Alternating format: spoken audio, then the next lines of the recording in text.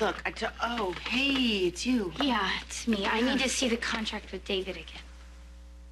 Sure. I've got one right here. What are you looking for? A deadline, a time limit, something that lets me out of this if I don't get pregnant the first or second time. Amanda, I hate to tell you this, but there was no deadline specified in the contract.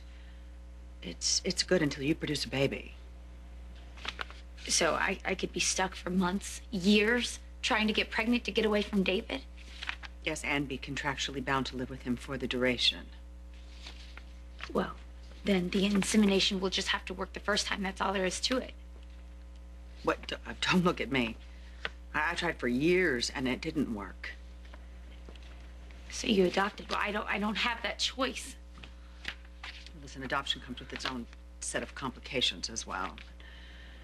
I've totally blown it, haven't I? So there's no way out of this unless I get pregnant. No, you're in it until you produce a child.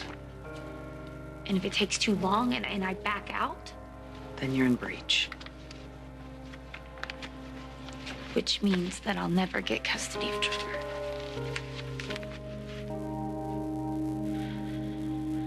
I spoke with Amanda to confirm our appointment tomorrow. How's she doing? Well, she's a bit nervous. She's suddenly worried that she's not going to get pregnant the first time around. I'm assuming you discussed that with her? I told her it's a very real possibility that the procedure won't be effective the first time, or the second. I make sure my patients are fully cognizant of the facts, good and bad, so they can make informed choices. Right. I believe in full disclosure. Oh, that's great. No, I'm all for that. I think it's wonderful that you made Amanda aware of the possibilities. I think that we need to make sure that we know what we're getting ourselves into, especially if things don't turn out as we had hoped. You are going to make the appointment tomorrow? Oh, yeah, absolutely. Trust me, my #1 priority is to get Amanda pregnant.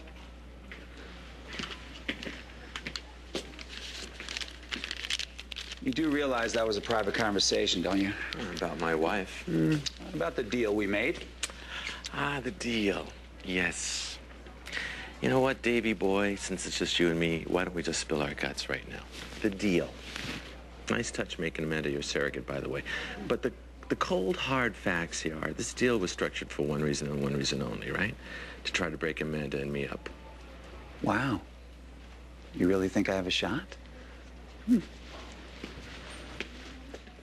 Having dreams about how long this could take. Well, not dreams, nightmares. Maybe you ought to not eat before you go to bed. How could I be so stupid and think that this could be an easy 9-month thing? I mean, it could be. And what if it's not? I'm stuck. I'm stuck under David's roof, under his thumb. How can Jake and I survive month after month, getting our hopes up, getting slammed with bad news, and then having to start all over again? You know, and what if getting pregnant wasn't even the point? What if David is just putting me through this insanity because he's trying to get between me and Jake? Well, it's a very David move, and you have every reason to be concerned. But, Amanda, you have one thing that David does not. Honey, you have love. You have true love. You gotta trust in that. You gotta trust in Jake. I do. But what if love is not enough? Then you have me. Listen, I signed on to this deal to make sure that your interests were protected. The contract's signed. It's a done deal. It's kind of late, isn't it? Well, me protecting you does not end when you sign on the dotted line. You think you can help? I have an idea. I smell nerves, Jake. Are you worried? No, not at all. No? Oh, well, then what are you doing here? Barking. You're lucky I don't lift my leg. Amanda signed the agreement, Jake. She honors her obligations, as do I. But you're kind of hoping it lasts a little longer than 9 months, right? This way you can work your black Satan magic. Well, what's black Satan magic in the face of pure, true, unshakable love? I mean, that's what you and Amanda share, isn't it? Yes. Well, there you have it. Then you have absolutely nothing to fear.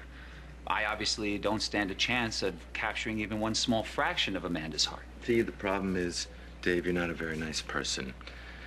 And you're gonna lose. But But you're going to be so busy making everybody's life miserable while you're losing. And the problem is that you're convinced you're 3 steps ahead of everybody else all the time. Or usual. And that's so sad, really, because you just can't help yourself.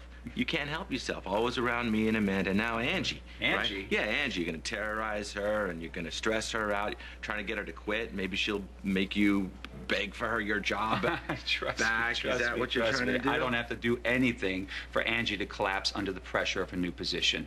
I'm completely confident that she will implode entirely by herself. Which is what you're hoping happens to me and Amanda, right? You're going to prey on her fears and her insecurity, give us enough rope, and just sit back and watch what happens. Give me all the rope you want, Dave, because you know what I'm going to do with it? I'm going to hang you with it.